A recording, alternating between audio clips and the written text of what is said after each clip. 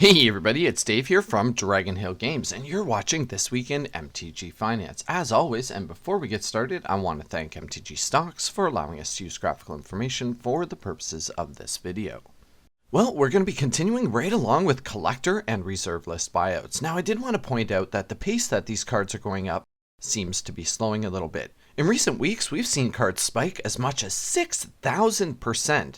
And this week is definitely a different story. So let's dive right into our top 10 list. And we're going to start right here with Uncle Istvan from the Dark. Taking up the number 10 spot, the original print of Uncle Istvan from the Dark is up 235% this week to $4.36. He's got a couple other printings, namely 4th edition and time shifted, which actually makes him modern legal. Not that he would actually get any play in modern, but it's important to note these things. Uncle Istvan is kind of a meh card compared to today's standards. For 4 mana, we're getting a 1/3 that has all damage done to Uncle Istvan by creatures is reduced to 0. Not really playable in many decks, even in Commander, although it could see some fringe play if you're able to throw something like a lure on him and get the rest of your stuff to smash on through. But one thing to note here is that more and more recently, we're seeing some of these larger sets like the Dark, Ice Age, Revised, and even 4th and 5th edition targeted as buyouts. Coming in at number 9 and up 235% this week to $210, a reserve list card in Jacques Levert from Legends. In the Naya colors for 4 mana, we're getting a legendary that's a 3/2 and has all of your green creatures get +0/+2. Interesting little tidbit here. At some point or another, I've owned most of the cards from Legends, including things like Moat and the Abyss, some of the heavy hitters. However, I've never in my lifetime laid my hands on a Jacques Levert. I'm trying to decide if our number 8 winner is worthy of a spot in a Tribal Knights Commander deck. Sworn Defender from Alliances is up 237% this week to $5. Now note, this is a reserve list card. For 4 mana, we're getting a Knight, so obviously that's important. It would have to really be in a Tribal deck to consider actually playing this card.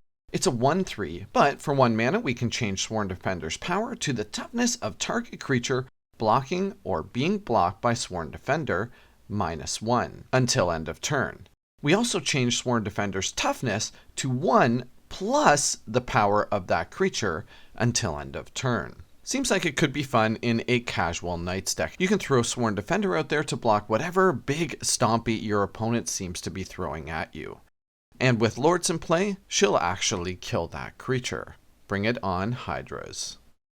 Our number 7 winner is up 247% this week to $4.75, and that would be another reserve list rare in Trailblazer from Ice Age. Pretty much an unplayable card. It's prohibitive because of its extreme mana cost. For 2 green and 2, we're getting an instant that states target creature cannot be blocked this turn. Traditionally, this is a blue type effect, so it's interesting to see something like this in green. Usually green takes more of the approach of, I'm going to run you over with this rhinoceros and it's just going to keep on going. Whereas blue is more likely to be, this assassin cannot be blocked, deal with it. Coming in at number 6 and up 290% this week to $10, we have Cylon Sword from Fallen Empire. Some more reserve list jank from the Fallen Empire set. I guess this is equipment before equipment was really thought of, although you can use this to give one of your opponent's creatures the effect. For 3 mana, we're getting an artifact, and then you pay 3 and tap it, so target creature gets +2/+0 as long as Cylon Sword remains tapped. And of course, you can choose to not untap a Cylon Sword during your untap phase. This card is pretty much unplayable, especially when you compare it to some of the more modern swords. Why would you play something like Cylon Sword when you could play something like Sword of Fire and Ice, for example?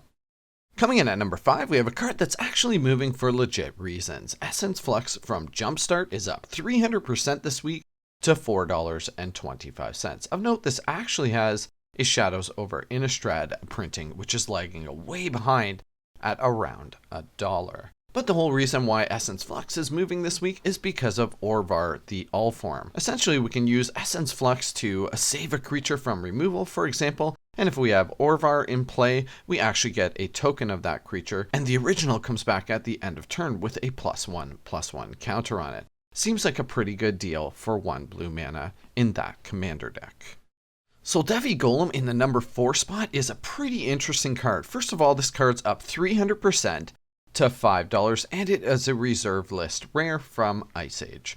So we have 4 mana for an artifact creature that does not untap during your untap phase. It's a 5/3, and you can pay 0 to untap target creature an opponent controls to untap Soul Devi Golem at the end of your upkeep. You can use this ability only during your upkeep, but there is no ruling saying you can't use this ability as many times as you want, even if Soul Devi Golem is already untapped. This could be a pretty fun and interesting way to make friends in Commander. Here, I'll untap all of your stuff for you during my upkeep. Our number 3 winner is also up 300% this week to $12 even, and that would be the original print of Craw Giant from Legends. Obviously, this guy's had quite a few reprints in the past. This thing was an absolute terror if you were playing back in 93-94. He's heavily costed at 7 mana, of which 4 of those have to be green. But he's a 6/4 trample rampage too. You just couldn't deal with this guy back in those times. You essentially needed a piece of spot removal or it was GG. The more you block this guy, the bigger he got, and he has trample, so he was virtually unstoppable in those days. It's cool to see an original print of Craw Giant being worth $12. Wailuli Wolf version 2 from Arabian Nights is our number 2 winner this week, up 369% to $42.50. If you're interested in learning about what the differences between version 1 and version 2 is, I'll put a link for a Wizards Archive article that explains exactly what those differences are, and I'll put that in the description of this video. Usually the version 2s are worth a little bit more. As we can see with the Arabian Nights printing, the other version of Wailuli Wolf is at $16.50 in comparison to the $42.50 the version 2 is fetching. Interesting little bit of trivia. Take some time to check that out.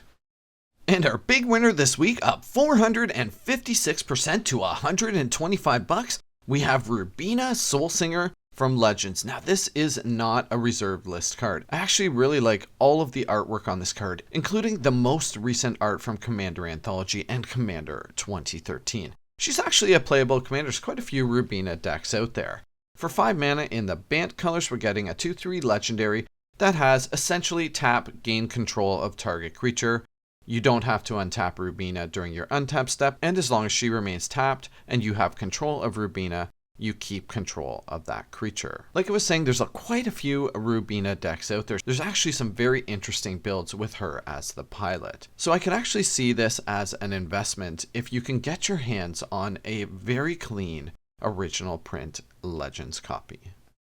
Alright, before I get into cards I'm investing in this week, as always, if you're a subscriber, you know I want to thank you for your continued support. And if not, now's a great time to go ahead and hit that subscribe button. I mentioned the scroll rack, the Commander Legends printing, around the time that Commander Legends was released, and I still like it today at around $26. There's a massive disparity between every other printing. Most of the other printings are worth north of $40. Scroll rack's always going to be in demand in Commander. For 2 mana, we're getting an artifact that we can pay 1 and exile any number of cards from our hand face down, put that many cards from the top of our library into our hand, and then look at the exiled cards and put them on top of our library in any order. Like I was saying, this is always going to be in demand for Commander, especially with all of the shuffle effects out there. Paying 1 to get rid of a bunch of useless cards in your hand and draw that many cards is a premium effect. The next one I have for you guys is Ulamog the Infinite Gyre, the Modern Masters 2015 printing at around $68. This is more of a if you need one for your personal collection. It's important to note that all of the versions of Ulamog have been on the rise since about January or December of last year. You can't find one for under $68 these days, and most of the other copies are going for closer to the $100 mark. There's a distinct possibility that we'll see a reprint of Ulamog and probably all of the big Eldrazi Titans at some point this year. In fact, that could definitely happen in something like Modern Horizons 2. That said, even if we do see a reprint of these Titans in something like Modern Horizons 2, I really don't think that affects the price overall that much. These guys are premium finishers for Commander, and they're always going to be in high demand. And last but not least, we have our speculation play for the week. That's right, it's Elvish Warmaster from Kaldheim at $1.25. This guy is an absolute bargain. I'm seeing him appear more and more in Standard, and he's even starting to show up in things like Modern. Of course, he would also be played in any Elf Ball EDH deck.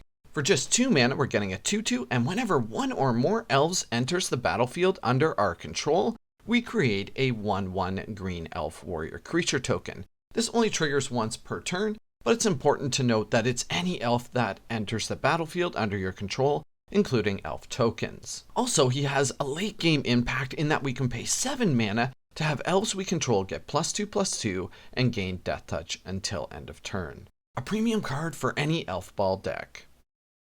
We're about a week or so from Time Spiral Remastered box opening videos, and I am super excited for these. I just wanted to put a shout out and say thank you to Kyle and Robert for covering some sponsored videos. I'm really looking forward to opening this set for you guys, and good luck with your sponsored videos. So everybody keep your eyes open for that in the next week or so. Alright, I really hope you enjoyed this episode of This Week in MTG Finance. If you did, go ahead and smash that like button. It really helps me out, and we'll see you guys again soon. Bye for now.